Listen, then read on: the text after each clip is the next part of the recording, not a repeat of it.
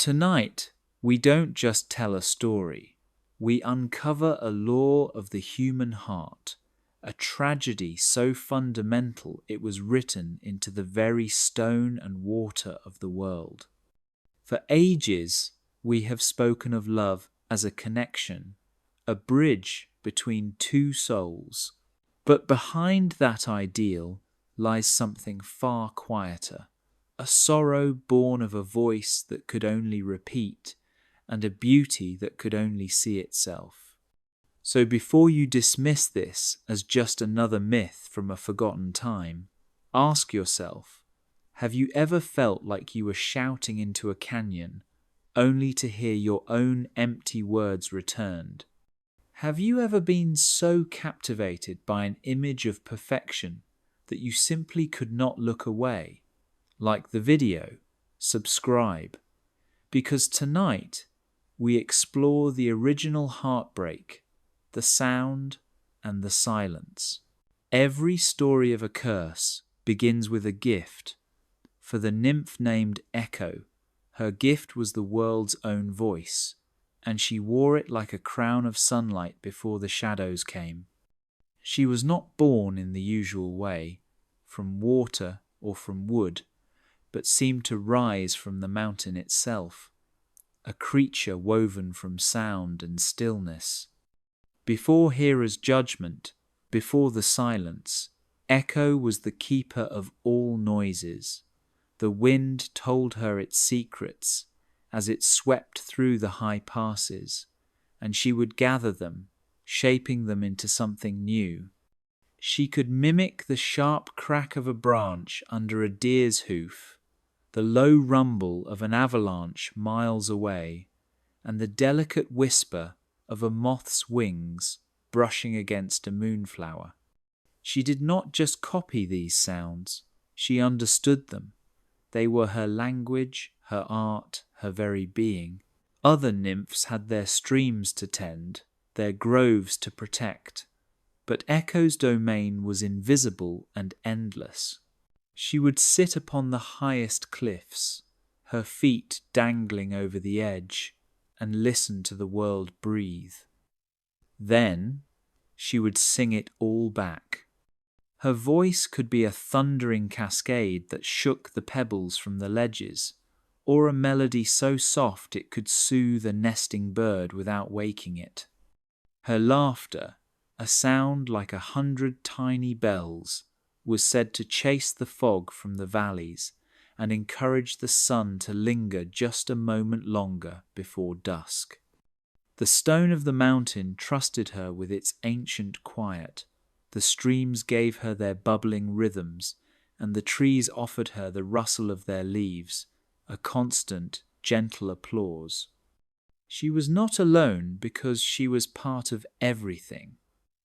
When a traveller was lost, she would guide them with the call of a familiar bird.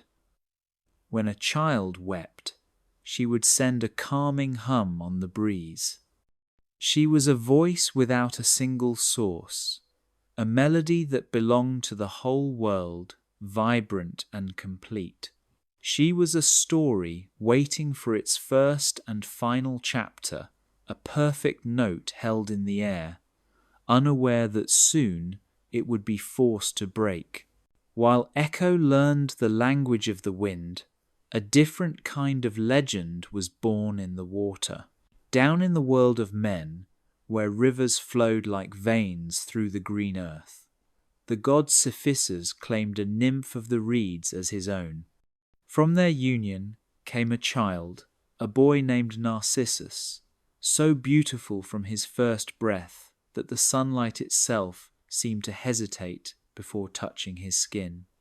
His mother, Liriope, held him close, her heart filled with a terrifying love. Such perfection, she knew, did not belong in the mortal world without a price. She sought out the blind seer, Tiresias, a man who saw not with his eyes, but with the threads of fate itself. She asked him a simple question, the question every mother holds in her heart. Will my son live a long and happy life? The old man was silent for a long time, his face like carved stone. Then he spoke, his voice a dry rustle of leaves. "He will," the seer whispered, "so long as he never knows himself." The prophecy was strange, a riddle wrapped in a blessing, and Liriope did not understand it. She chose to hear only the promise of a long life, and carried her son back to the riverbank, determined to protect him from all harm. Narcissus grew, and his beauty grew with him, becoming not just remarkable, but blinding. His hair was the color of spun gold. His eyes held the deep, calm blue of a hidden spring, and his movements were so graceful they seemed to make the very air around him still. But this perfection was a wall. Other children would stop their games to stare, unable to speak. Nymphs would watch him from behind trees, their hearts aching with a love they knew could never be returned. He was admired, worshipped from a distance, but never known. He grew up surrounded by a quiet awe that kept everyone at arm's length. He preferred the company of his own shadow to the fumbling words of others. He learned to hunt, to move through the forest with a silent, deadly grace, finding comfort not in companionship, but in the clean, lonely arc of an arrow in flight. He was a perfect image, a flawless statue come to life, unaware that the very thing that made him divine in the eyes of others was slowly, silently becoming his cage. The prophecy was already at work, a quiet seed waiting for the right moment to bloom. The world of nymphs and the world of gods were never meant to mix for long. One was a place of gentle streams and quiet growth, the other a realm of thunder, jealousy, and power that bent the sky itself. But Zeus, the king of Olympus, was restless.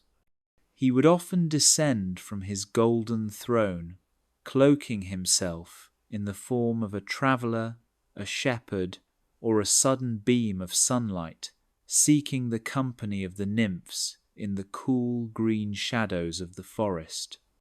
His laughter would boom through the clearings, a sound too large for the mortal world, and for a time there would be a dangerous kind of magic in the air. But where Zeus went, a shadow followed. Hera, his queen, would not be made a fool. Her suspicions would guide her down from the heavens, her eyes scanning the woods for any sign of her husband's treachery. Her arrival was never loud. It was a sudden chill in the air, a silence that fell upon the birds, a feeling of being watched that made the other nymphs scatter like startled deer. They would run, hiding in the hollows of trees and behind waterfalls, their hearts trembling, all except one, all except Echo. Her gift was not for hiding. Her gift was for distraction. The other nymphs would push her forward, their eyes pleading. Weave her a story, they would whisper, hold her attention. And Echo, with her voice full of light and endless tales, would stand her ground. She would greet the furious queen with a calm smile and begin to speak. She would spin a story about a river that fell in love with the moon, or a fawn that learned to sing from a nightingale, her words flowing like honey, each sentence a beautiful, intricate trap. Hera, who loved a good story as much as she despised betrayal, would find herself pausing, her anger momentarily forgotten as she became lost in the music of Echo's voice.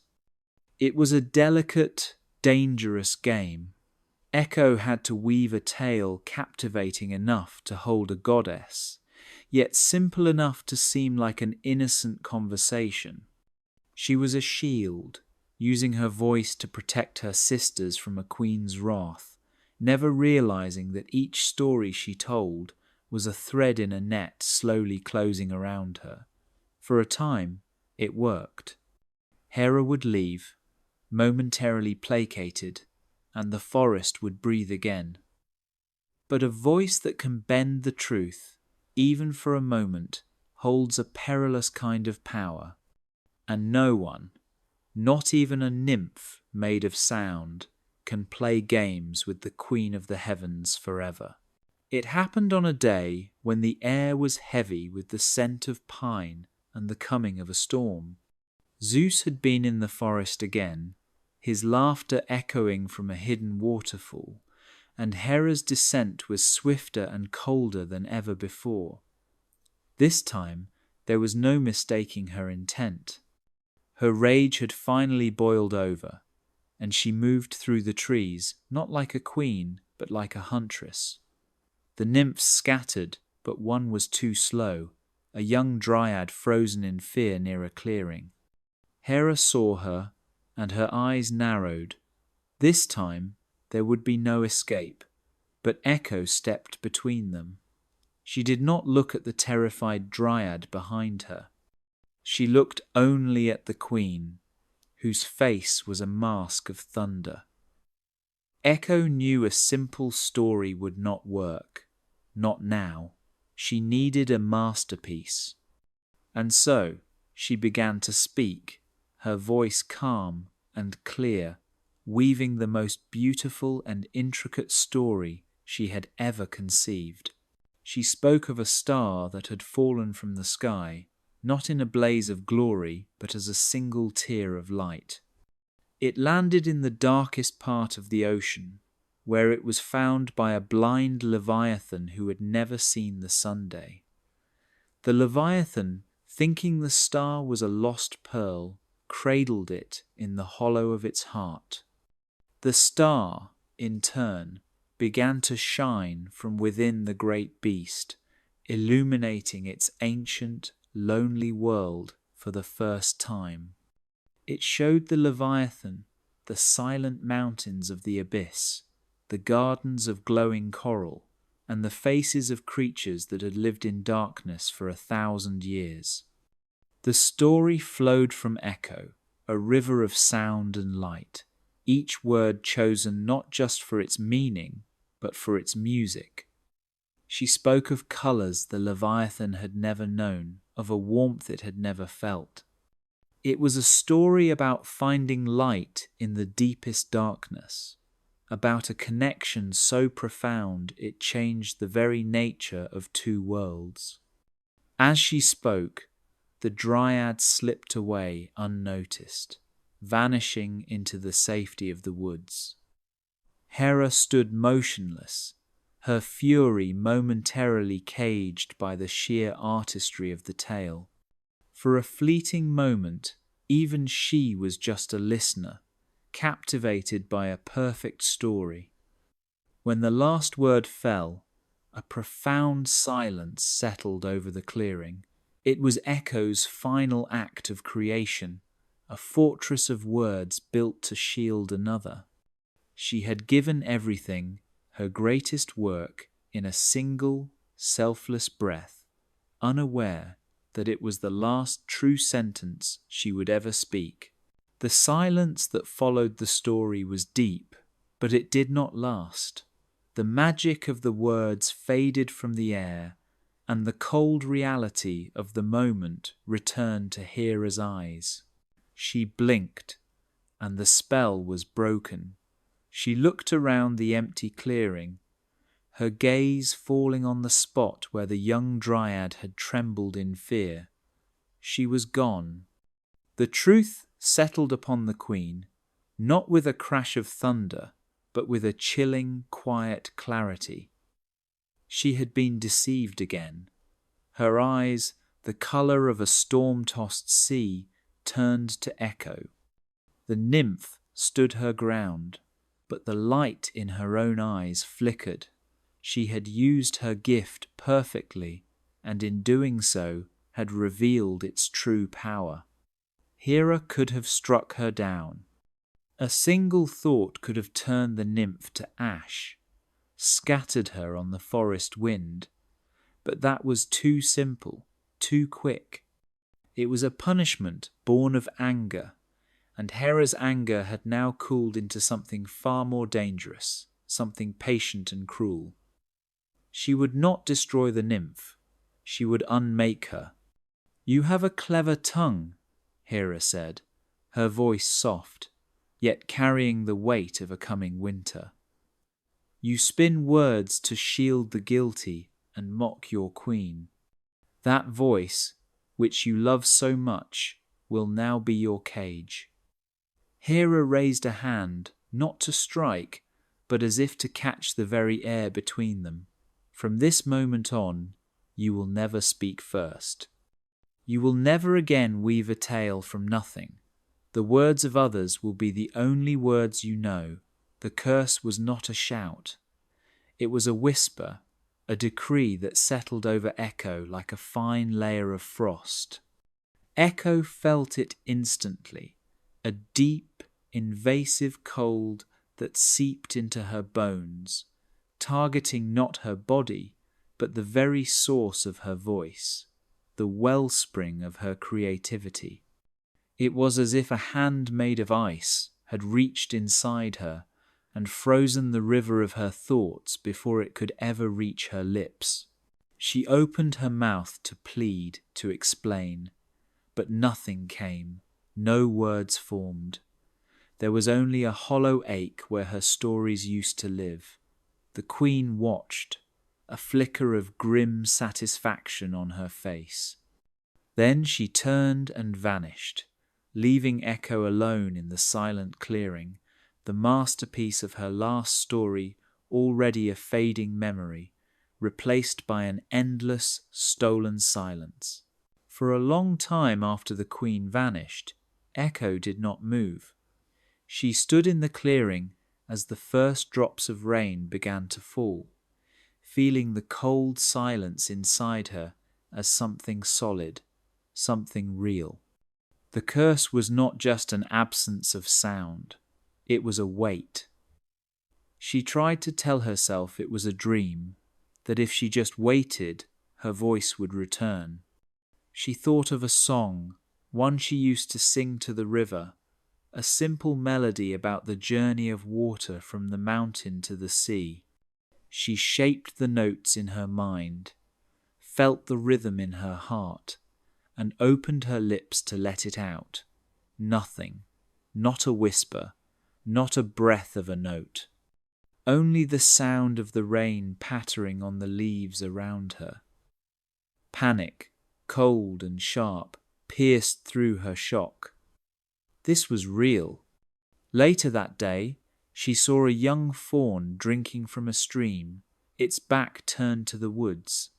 From the shadows, she saw the glint of two yellow eyes, a wolf stalking silently through the undergrowth. Every instinct screamed at her to shout, to warn the defenseless creature. She lunged forward, her mouth wide open, her mind forming the word, "Run." But only silence came out, a desperate, useless puff of air. The wolf sprang, and Echo could only watch, a silent, helpless witness. That was when the true horror of her curse began to dawn. Her voice had not just been for stories or songs. It had been her connection to the world, her way of helping, of participating. Now she was just a ghost, an observer her nymph sisters tried, at first.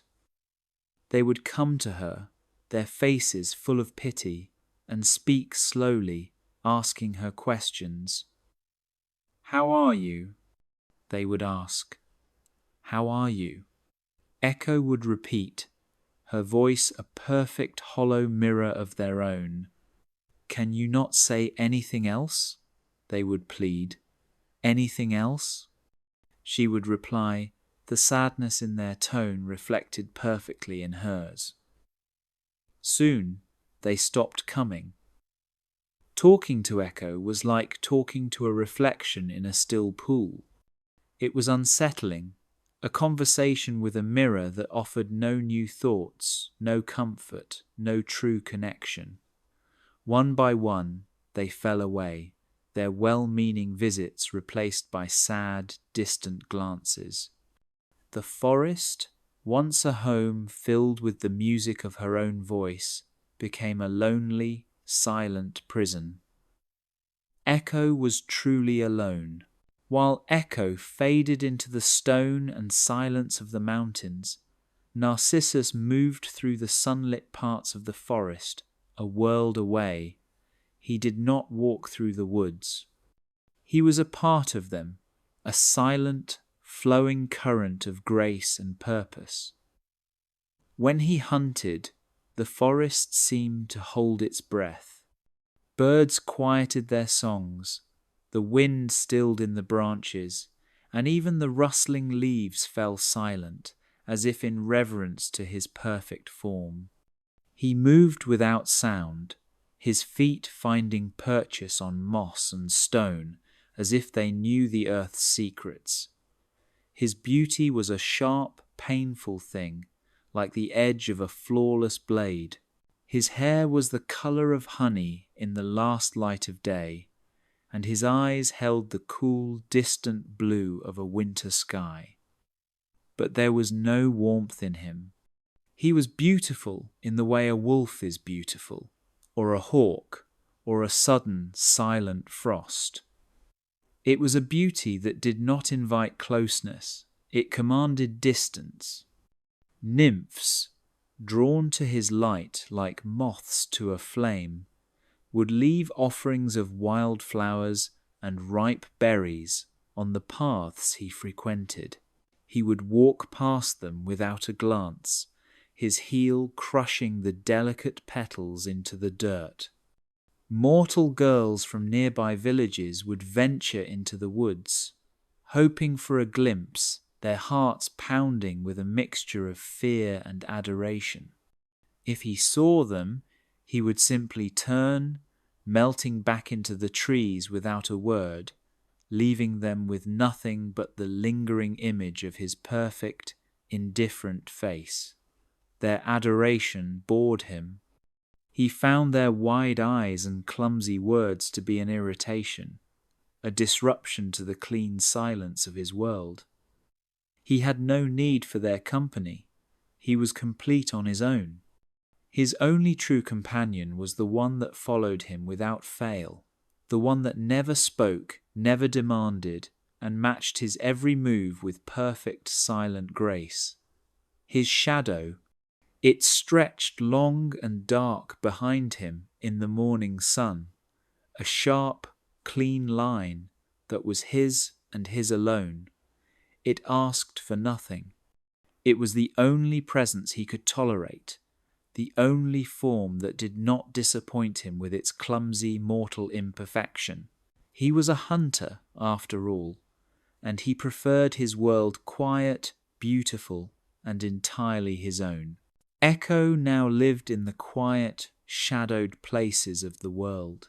She made her home in cool caves behind waterfalls and in the hollows of ancient, overgrown trees. She learned the language of dripping water and rustling leaves, the only sounds that did not demand a reply. For months, perhaps years, she avoided all contact, hiding from the nymphs who had once been her friends and the mortals who stumbled through the woods. Her loneliness was a constant, quiet ache, a silence that had settled deep within her soul. One afternoon, she was resting behind a thick curtain of ancient ferns, their green fronds creating a hidden, sun-dappled chamber. It was there she saw him, Narcissus. He was not hunting, not moving with his usual silent purpose. He was standing in a small clearing, having paused to drink from a stream. The sun filtered through the canopy above, and a single, perfect beam of light fell upon him, illuminating his hair until it looked like spun gold. He knelt by the water, and his reflection, sharp and clear, knelt with him. Echo froze. She had seen beauty before. She lived among nymphs whose grace could charm the birds from the trees. But this was different.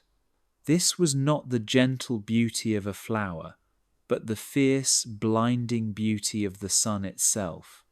It was a light so bright it hurt to look at. But as she watched, hidden behind the ferns, she saw something else. It was in the way he held himself, in the perfect stillness of his posture as he stared at his own image in the water. He was utterly, completely alone. Not just without companions, but alone in his own being, encased in a kind of invisible, perfect shell that nothing could touch. And in that moment, Echo felt something she had not felt since the curse had taken her voice. A desperate, painful, burning urge to speak. Not just to repeat, but to create. To form a word, a single, original word that could somehow bridge the impossible distance between her hiding place and his sunlit clearing. She wanted to tell him that she understood that loneliness, that she saw the silence that surrounded him. Her hands clenched, her throat ached with the effort of forming a sound, any sound, that was entirely her own, but only silence came. And so she watched, a ghost in the shadows, as the boy who looked like the sun stood alone in the forest, unaware that for the first time someone was seeing not just his beauty, but his isolation. From that day forward, Echo's world had a new center. The sun still rose, the seasons still turned, but her existence now revolved around the silent, solitary movements of Narcissus. A new purpose, as painful as it was compelling, took root in her quiet heart. She began to follow him. At first, she was clumsy, her desperate need to be near him making her careless. A snapped twig, a dislodged stone, and he would turn, his eyes scanning the trees with a hunter's sharp, questioning gaze. Each time, she would freeze, her heart pounding, convinced she had been discovered. But he never saw her. To him, the sounds were just the forest breathing around him. So she learned. She learned to move as he did, to place her feet on the softest moss, to use the sighing of the wind to cover the sound of her own breath. She became a shadow that followed a boy who was only friends with his own. She learned the rhythms of his life, the unspoken rules of his solitude. She knew which paths he took in the morning when the dew was still heavy on the grass, and which clearings he favoured in the afternoon when the sun was high and warm. She knew that he preferred the water from the coldest, deepest streams, and that he would often rest beneath a particular old oak tree, its branches gnarled like an old man's hands. She existed only on the very edge of his perception. He would pause sometimes, a flicker of something in his eyes, as if he sensed a presence he could not name. He would hear a rustle of leaves just behind him and assume it was a squirrel. He would feel a sudden cool breeze, a sigh of wind that seemed to whisper just for him, and think nothing of it. It was Echo. Always Echo. She was the audience to his silent play, the unseen witness to his lonely perfection. This pursuit became her new life. She traded the deep, hollow loneliness of her caves for the sharp, aching loneliness of being close to someone she could never touch, never speak to. She watched him from a distance, her heart filled with words she could never say, a silent ghost haunting the footsteps of a beautiful, oblivious boy. And so the days turned into weeks, a silent, one-sided dance through the ancient woods. The hunt had been long. A magnificent stag, its antlers like the branches of a winter tree, had led Narcissus deeper into the woods than he had ever gone before. He moved with his usual, thoughtless confidence, certain of his path, his skill, his inevitable victory.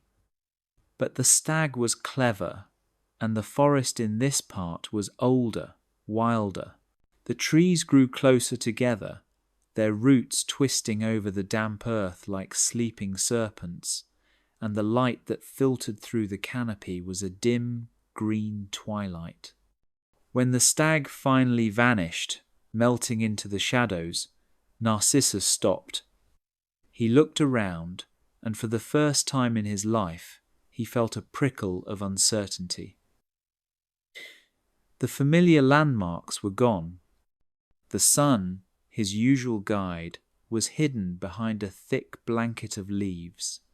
He was, for the first time, truly lost. A strange feeling settled in his chest. It was not fear, he was too proud for that, but a deep, unnerving frustration. The perfect, orderly world he inhabited had suddenly become tangled and unknown. He was used to the forest obeying his senses, but here the silence felt different. It felt watchful. After a moment of stubborn pride, a new feeling rose within him, something he had never felt before. Need. He needed a voice, a sign, another person to break the suffocating quiet. He took a breath, and the sound that came from his lips was foreign to him, a sound of vulnerability. "Is anyone there?" he called out, his voice clear and sharp against the stillness. He waited. Nothing. He was about to turn, to walk in a direction, any direction, when he heard it. A reply. It came from the rocks above him, a voice that was startlingly familiar. "Is anyone there?" it called back. A sudden, sharp jolt of hope shot through Narcissus. He was not alone. Someone was here. A smile, a rare and beautiful thing, almost touched his lips. But then confusion followed, washing the hope away. The voice was a perfect imitation of his own. And it hadn't answered him. It had simply repeated his question. He frowned, his perfect brow furrowing. It was a trick, perhaps. A strange mountain spirit. Still, he had to know. "Show yourself," he commanded, his voice stronger this time. And from the rocks, the voice replied, a perfect, clear echo of his command. "Show yourself." A flicker of hope, tangled with a growing thread of confusion, danced across his perfect face. He was not alone, but he was no closer to being found. A strange game began. Narcissus, driven by a mix of curiosity and command, tried to lure the unseen voice into the open. "Let us come together," he called out, his tone impatient, as if speaking to a disobedient animal. Hidden in the shadows of the rocks, Echo's heart soared. It was the invitation she had dreamed of, the words she had longed to hear. Her whole being trembled with a hopeful joy. "Let us come together," she repeated, her voice full of a love and yearning that Narcissus, in his pride, could not hear.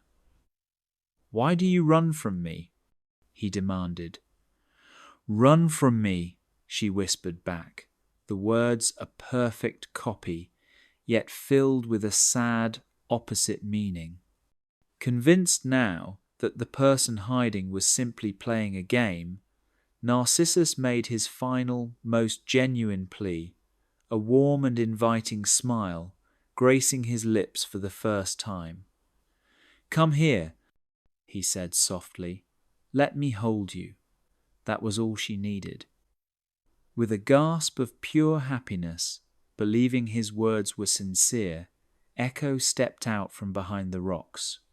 Her face was alight with adoration. Her arms were open wide, ready to embrace the boy she had followed for so long. She moved toward him, a silent lifetime of longing in her eyes.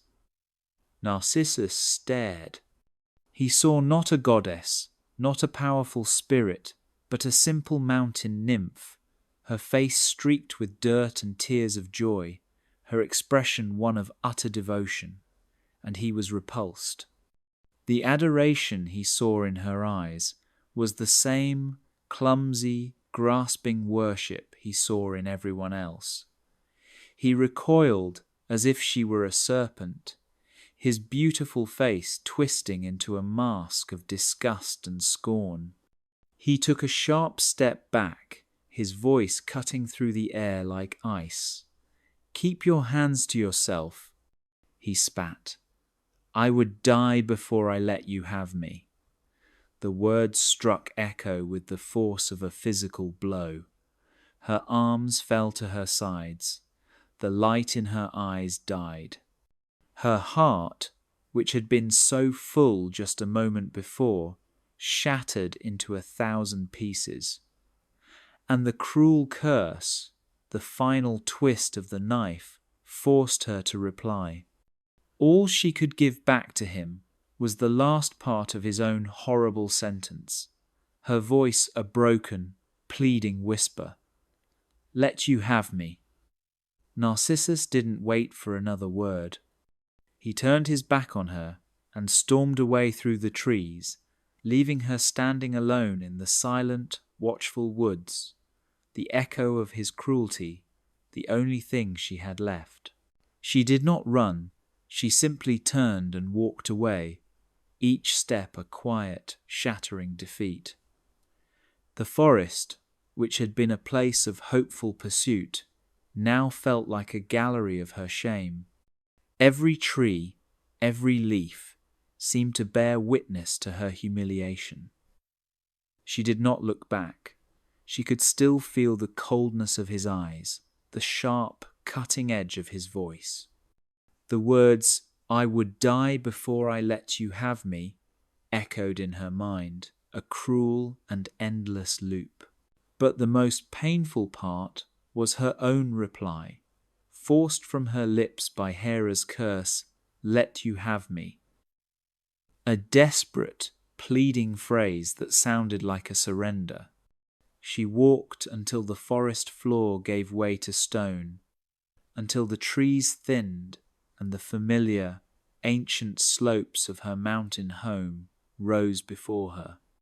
She sought the dark places, the deep caves and hollows that were forgotten by the Sunday.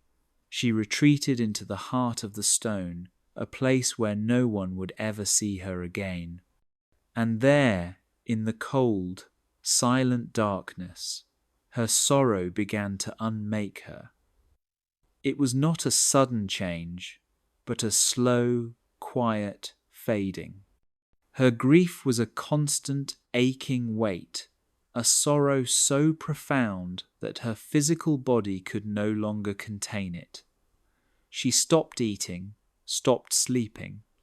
She simply sat on the cold stone floors of the deepest caverns, reliving that single terrible moment. Her vibrant life force began to drain away, like water seeping into dry earth. Her skin grew pale, then translucent, taking on the grey, mottled texture of the rocks around her. Her limbs grew thin, her form less solid, as if she were becoming a creature made of shadow and mist.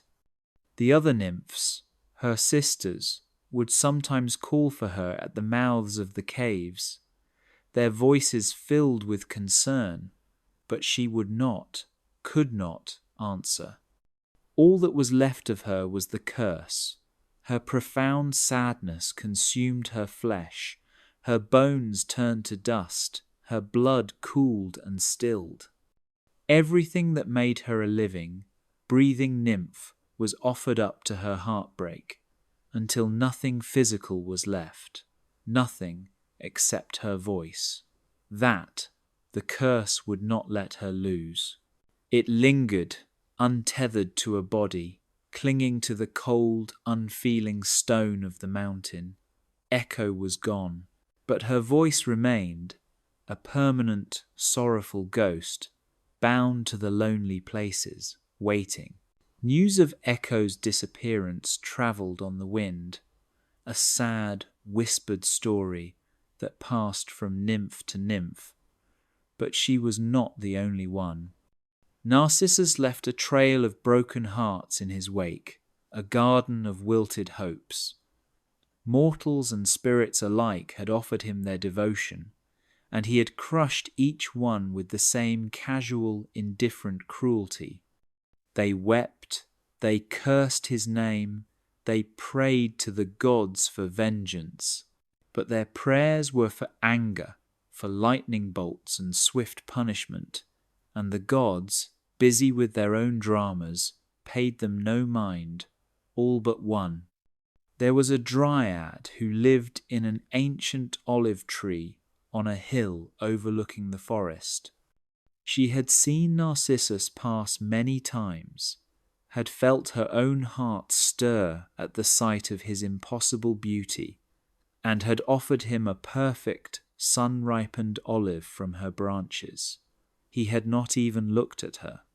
He had simply walked past, leaving the fruit to fall and bruise on the ground.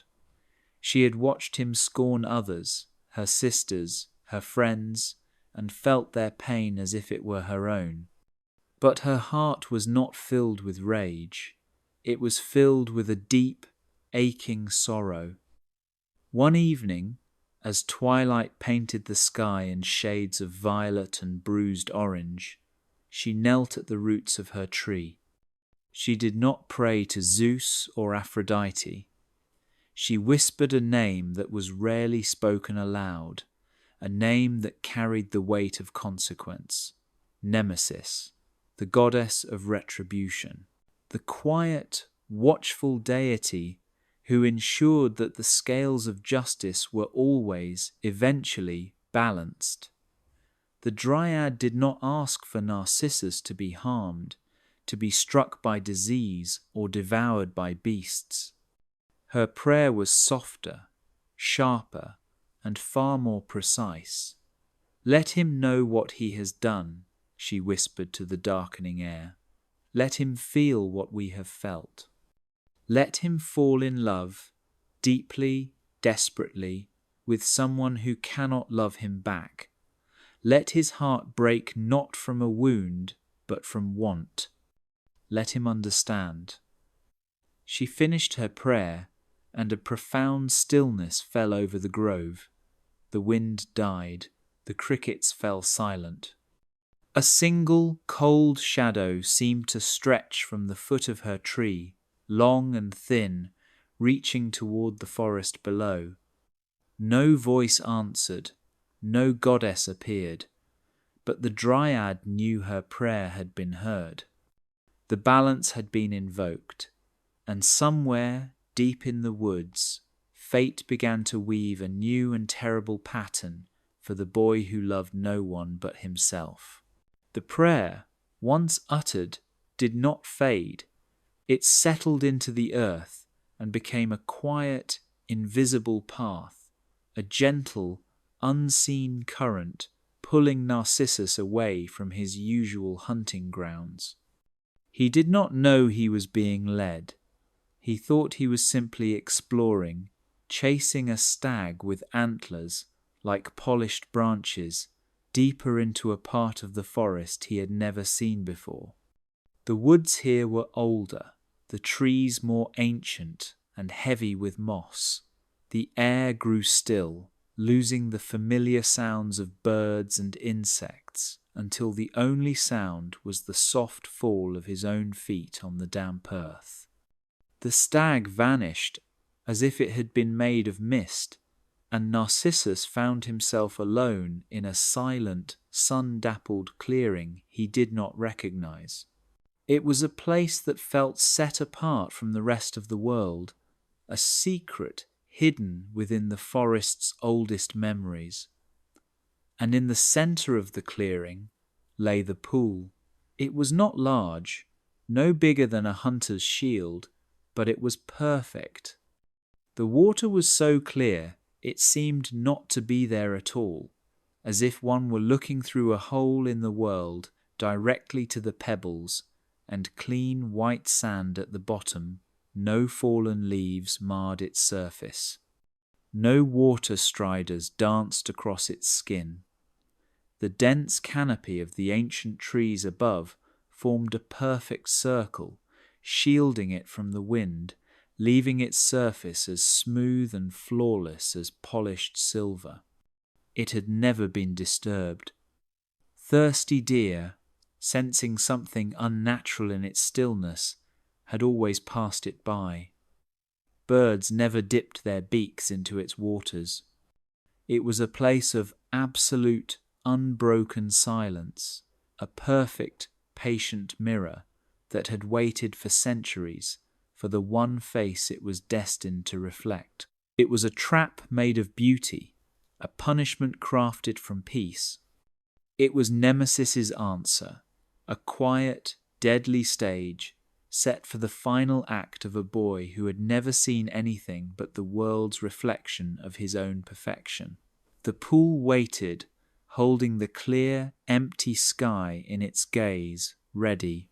The chase had left him breathless, his skin slick with sweat, his throat dry and aching for water. The sun, high and hot, beat down through the canopy, and the silence of the clearing felt heavy, amplifying the pounding of his own heart. He saw the pool, a cool silver eye in the green-gold light of the forest, and relief washed over him. He walked to its edge, his movements still filled with the easy grace of a hunter, and knelt on the soft, mossy bank. The air rising from the water was cool, promising a clean, refreshing drink. He leaned forward, his hands braced on the grass, and lowered his face toward the still surface. And then he froze. Looking back at him from the depths of the water was a boy, not a reflection, not a trick of the light, but a living, breathing creature of impossible beauty. He had never seen anyone so perfect. The boy in the water had eyes the colour of the deep forest, filled with a quiet, watchful intelligence. His hair floated around his face like dark silk, framing features that seemed to have been carved from moonlight and marble by a god's own hand. His lips, parted slightly in surprise, were the most perfect shape Narcissus had ever imagined. A jolt, sharp and unfamiliar, went through him.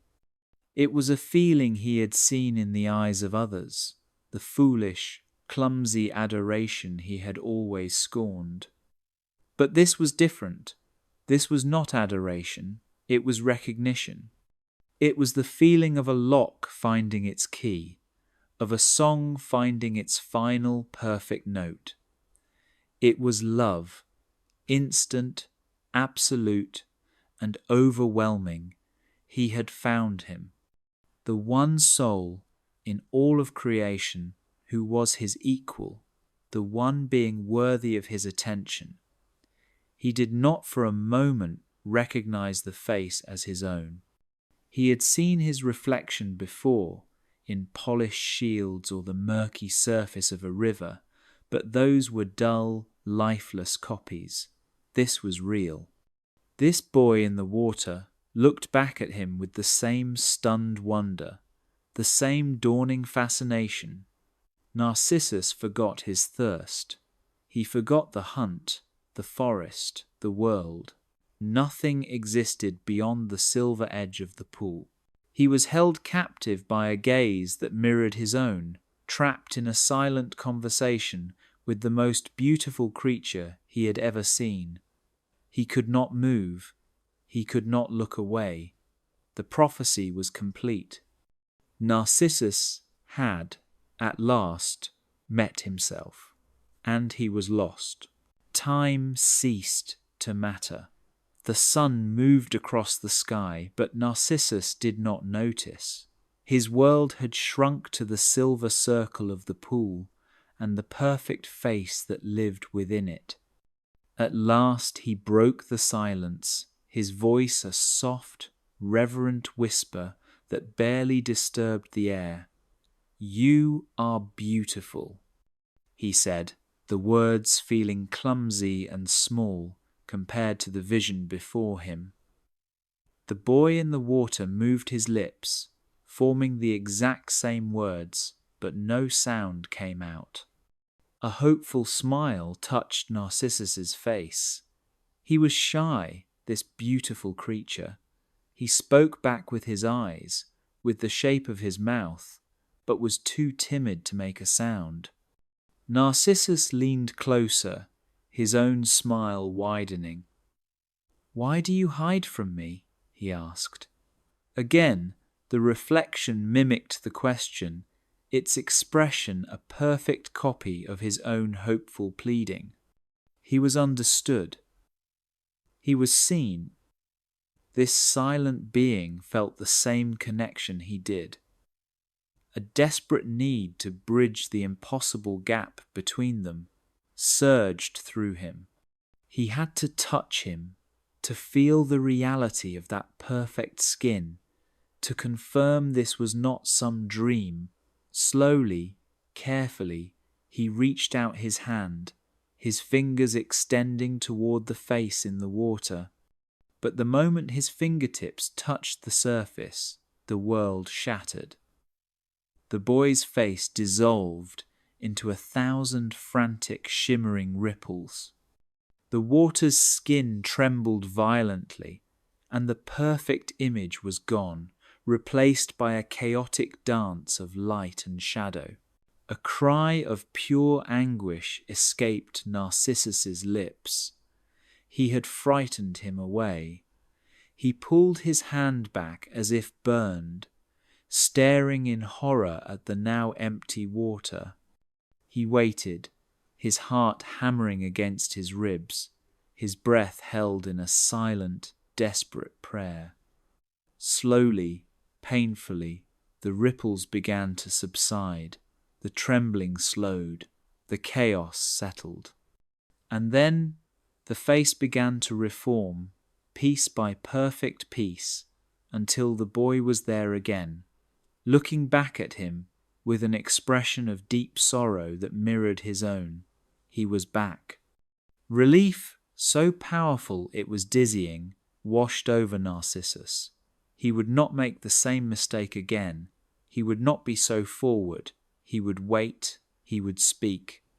He would do anything to keep this beautiful, silent creature from fleeing again. And so the dance began. He would speak, and the boy would answer in silence. He would smile, and the boy would smile back. But every time a desperate longing overcame him, and he reached out to touch, the image would break, sending him into a spiral of despair, only to be reborn moments later, pulling him back from the edge with renewed, impossible hope. The sun set, painting the sky in hues of violet and rose, but Narcissus did not see it. The stars emerged, cold and distant, but he did not feel the chill of the night air settle on his shoulders. He remained knelt by the pool, a statue of devotion, his entire world contained within that silver frame. Day bled into night, and night into a pale grey dawn. Hunger, once a sharp command, became a dull, distant ache he no longer recognized. Thirst was a fire in his throat he chose to ignore, for to dip his face into the water would be to break the image, to lose the one thing that mattered. The world beyond the clearing ceased to exist. The calls of his hunting companions faded into the distance, unanswered. The life he had known, the pride, the scorn, the solitude, it all melted away, replaced by a single, all-consuming need. He watched, he whispered, he wept. His voice grew hoarse from his constant, pleading monologue. "Why do you torment me?" He would ask the silent face, his own anguish reflected perfectly back at him. "Give me a sign, just one sign that you feel what I feel." But the only response was the silent movement of lips, a perfect, heartbreaking imitation. He would fall into fits of despair, his fists clenched, tears of frustration sliding down his cheeks and dropping into the pool, each one a tiny explosion that shattered the face he adored. And in those moments of deepest sorrow, something new began. From the high, stony cliffs that overlooked the clearing, a sound returned, a faint, sorrowful whisper carried on the wind. When Narcissus cried out, "My love is a cruel pain," a voice from the rocks would sigh, "Pain." When he sobbed, his head in his hands, "I am alone," the cliffs would answer, "alone." It was Echo, drawn by the sound of his grief. She had found him. Hidden in the dark hollows of the mountain, she listened to the lament of the boy who had broken her, and her curse forced her to become the chorus to his tragedy. Narcissus barely noticed. He was so lost in the prison of his own eyes that his ears registered the sound as nothing more than a strange trick of the wind, a mournful sigh from the ancient stones. He did not know that his audience was twofold. One, a silent, beautiful lie trapped in the water below. The other, a heartbroken, invisible truth watching from the cliffs above. He had grown as thin as the reeds that fringed the water, his skin stretched tight over bones that were once framed by strength. The golden tan of a hunter had faded to the pale, translucent white of a cave flower. His beauty, the very thing that had defined and isolated him, was now a fragile, hollow mask. He no longer had the strength to weep or to call out. He could only watch, his breathing shallow, his body a cold weight against the unfeeling earth. In the long, silent hours, as his life slowly seeped away, a terrible clarity began to dawn. It came not like a lightning strike, but like a slow, cold tide rising within him. He watched a dry leaf drift down from a branch above, spiraling through the air before landing gently on the water's surface. It rested there, floating directly over the eye of the boy he loved, obscuring it for a moment. And in that tiny imperfection, that brief disruption, the spell was broken. It was not another. It was not a soul trapped in the water. It was just water. It was just a reflection of the light, a perfect copy of the face that was currently wasting away on the bank. The prophecy, which he had never known, had come true. The boy in the water was himself. And in finally knowing himself, he understood his doom. He was in love with an image he could never hold, a lie he could never possess. All the pain, the hope, the desperate longing had been for nothing more than a shadow, a profound, Bone-deep weariness settled over him. The fight was over. There was no one to win, nothing to gain. There was only the quiet, sad truth. He gathered the last of his strength, not to rise, but to speak. He looked one final time at the beautiful, impossible face in the pool, a face that now looked back at him with his own deep, mortal sorrow. It was a goodbye to the phantom he had loved, and a goodbye to the boy he had been. A final breath, barely a whisper, escaped his lips. Farewell. The word hung in the silent air for a single, perfect moment. And then, from the cold, unseeing rocks high above, a voice, filled with all the pain and heartbreak of the world, answered him, whispering his own final word back. Farewell. When dawn broke, the clearing was empty. The body of Narcissus was gone, not taken by gods or beasts, but simply vanished as if he had been a dream the world had woken from. The only trace of his long vigil was the patch of flattened grass beside the pool, a silent testament to the boy who had knelt there until he was no more. The nymphs of the forest, who had watched his slow decline from a distance, crept back to the water's edge. They had expected to find a body to prepare for the underworld, a final, sad duty for the beautiful boy who had scorned them all.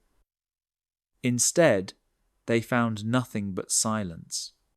The pool was as still and perfect as ever, holding the reflection of the morning sky in its silver depths. It gave back no answers. It held no memories. It was just water. But where his body had lain, where his final breath had misted in the cool air, something new had stirred. Pushing up through the damp earth was a single, slender green stem. As the nymphs watched in silent wonder, it grew, reaching for the pale light. A cluster of leaves unfurled, followed by a bud, tight and pale. As the sun climbed higher, warming the small clearing, the bud began to open.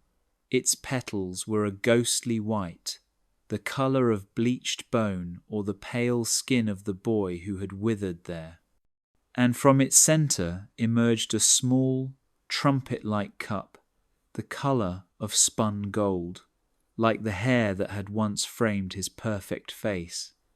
But it was the way it held itself that stole their breath.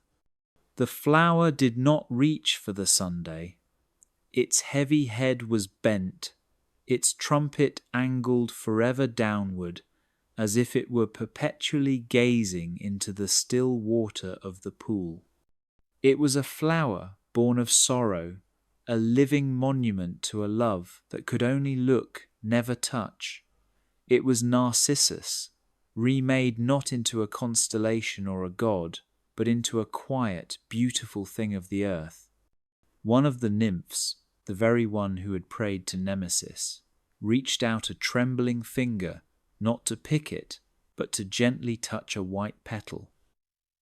It was real, it was here, and it would forever be a warning, a memory of the boy who had drowned in his own eyes, now eternally bound to the sight of his undoing. Narcissus left behind a flower, something the world could see, touch, and name. Echo left behind nothing at all. There was no final resting place, no marker on the cold stone, no moment of passing. She simply faded. Her heartbreak was too vast for a single body to contain, and so it dissolved, bleeding out into the world she had once given voice to. Her sorrow seeped into the cracks of the high cliffs. Her memory was absorbed by the ancient stones of deep caves. Her essence became one with the vast, lonely spaces where the wind travels without witness. She was gone, but she was not silent. Her voice, The only part of her that Hera's curse had permitted to remain was all that was left. It clung to the mountainsides, settled in the quiet of deep canyons, and learned to sleep in the hollows between boulders. She had become a law of nature, a sad and beautiful trick of sound and distance. At first, mortals were startled by it. A traveller lost in a high pass would call out for his companions, and from the empty air his own desperate shout would answer him. A child, playing near a gorge, would laugh, and a moment later the gorge would laugh back in a perfect, joyful imitation. They began to speak of it in whispers, this spirit of the lonely places that could steal your words and throw them back at you. It was not a conversation, it was a mirror made of sound. The voice could repeat a declaration of love, but it could not feel the warmth. It could mimic a cry of pain, but it knew no suffering. It was a perfect vessel, forever empty. Echo was now everywhere and nowhere. She was the final syllable of a word shouted into the void. She was the ghost of a sound, bound to repeat the emotions of others without ever having her own again. Her curse was now complete, and her punishment was eternal. She, who had once woven the most intricate and beautiful stories, could now only ever repeat the end of someone else's sentence. She had become the sound of solitude itself, a permanent resident in the quietest, most forgotten corners of the world, forever listening, forever waiting for a voice to borrow. High on Olympus, where the air was thin and sharp as spun glass, the affairs of mortals were little more than a distant, fleeting whisper. But this story, for a moment, had captured their attention. From their golden halls, they had watched the slow, inevitable unravelling of the boy and the nymph. Now that it was over, a quiet settled among them. Nemesis, the goddess of retribution, stood alone on a balcony overlooking the world. She was not smiling. Her work brought her no joy, only a sense of order restored. She had seen the scales of justice, tipped by Narcissus's cold pride, and she had simply balanced them. The prayer of the scorned nymph had been answered, not with fire or blood, but with a perfect, terrible symmetry. He who had caused others to suffer from an impossible love had been made to suffer the same. For Nemesis, it was a closed case, a debt paid in full. Elsewhere, Hera lounged on a throne of ivory, her gaze fixed on some far-off drama, some other mortal slight she was already plotting to correct. If she remembered the nymph who had once lied to her, she gave no sign.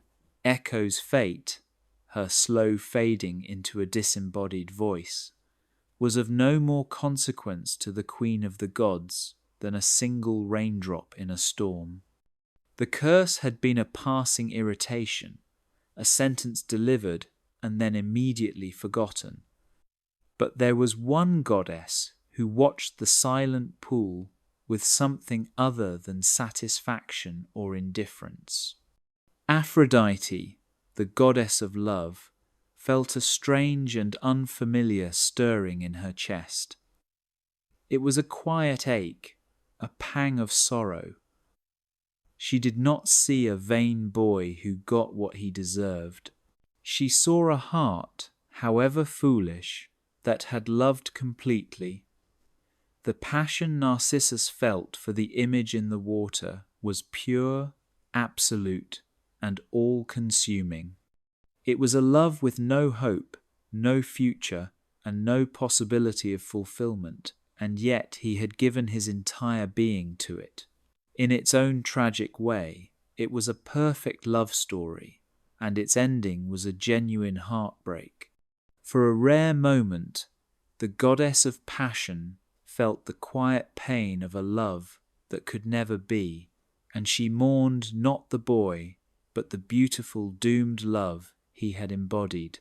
The gods moved on, but the world below remembered in its own way, not with divine clarity, but through the slow, creeping growth of human story.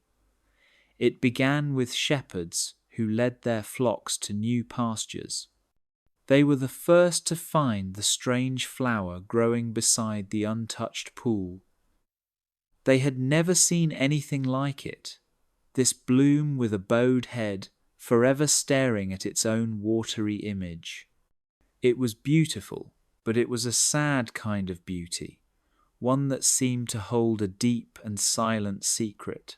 Separately, travellers and hunters began to speak of something else. They told tales of a strange voice that haunted the high mountain passes, a lonely sound that would steal the last word of a sentence and whisper it back from the empty air. It was a game to some, a chilling omen to others. For a long time, these were just two separate wonders, a silent flower and a stolen sound.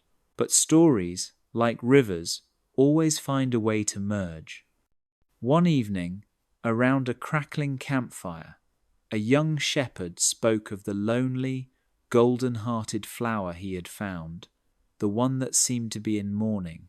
An old traveller, listening from the shadows, nodded slowly and then told a story of his own. He spoke of the time he had shouted his own name into a canyon out of loneliness, only to have the canyon whisper his name right back, as if it, too, were lonely. In the firelight, an idea was born. A connection was made. What if the flower was not just a flower? And what if the voice was not just a voice? What if they belonged to each other? The storytellers took it from there, weaving the two mysteries into a single thread. They imagined a boy so beautiful that he fell in love with his own reflection, and a nymph so heartbroken that she wasted away until only her voice was left to haunt the hills. The tale spread from village to village, from one generation to the next. It became a cautionary tale that mothers told their beautiful children, a warning against the kind of pride that makes one blind to the love of others. The story took root in the minds of mortals, and in doing so, it gave names to the mysteries. The flower was Narcissus, the voice was Echo, and their tragedy was no longer a private sorrow, but a myth that explained the strange, sad beauty of the world. The story, once told around campfires, began to settle into the land like ancient stone. Seasons turned, winters buried the world in silence, and springs brought it back to life. But the two tragedies remained, woven into the fabric of the world. Each year, the flower returned to the edge of the quiet pool, its head bowed, its beauty a silent testament to the boy who had drowned in his own gaze. People no longer needed to tell the full story. They simply pointed and said its name, Narcissus. The name itself became a story, a word that meant a beautiful thing that could only love itself. The other mystery, the voice in the lonely places, was also given its name. When a traveller's call returned from an empty cliff face, they would smile sadly and say, "It is only Echo." The name fit perfectly.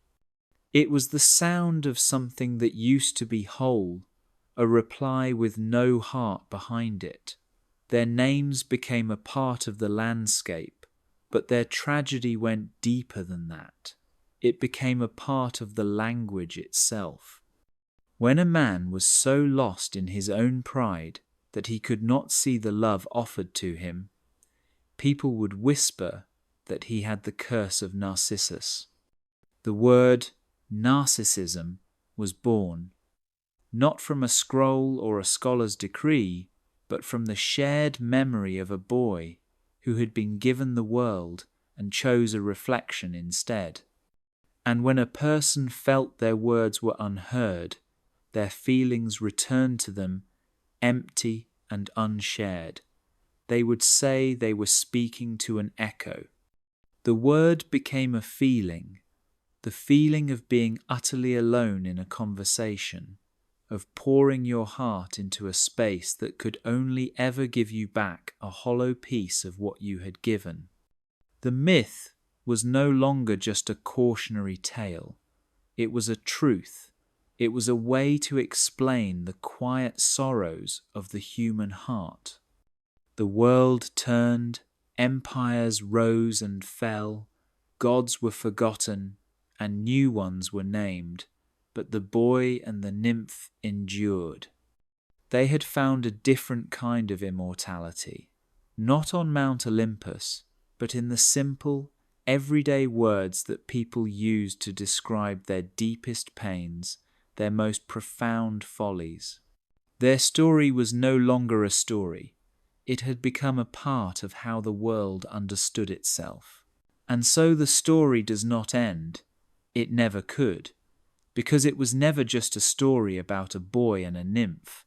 It was a story about the world itself, about the quiet, unbreakable laws of loneliness and love.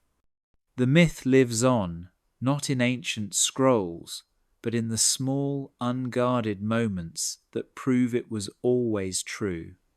It lives in the high canyons, where a lone traveler, feeling the weight of the silence, cups his hands to his mouth and shouts a single word into the vast, empty air, not expecting an answer.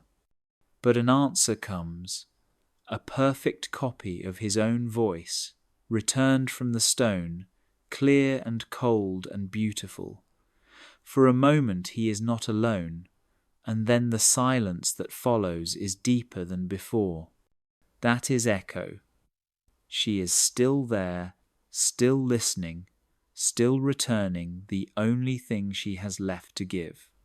The myth also lives by the riverbank, where a young boy, sent to fetch water, kneels at the edge and sees a face looking back at him from below the surface.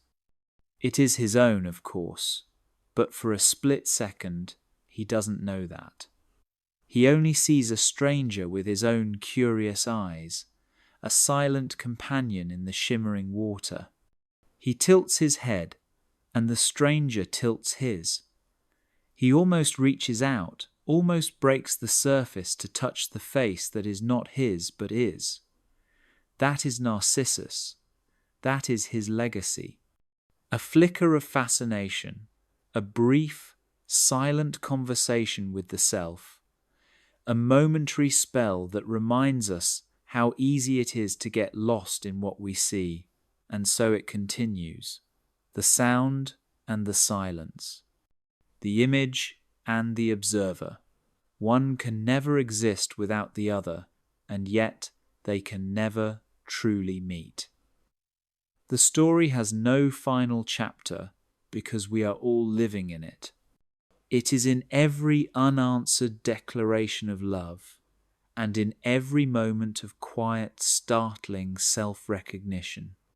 The two souls, forever bound by a tragedy that shaped the very language of our hearts, remain what they always were, forever calling, forever gazing, forever apart.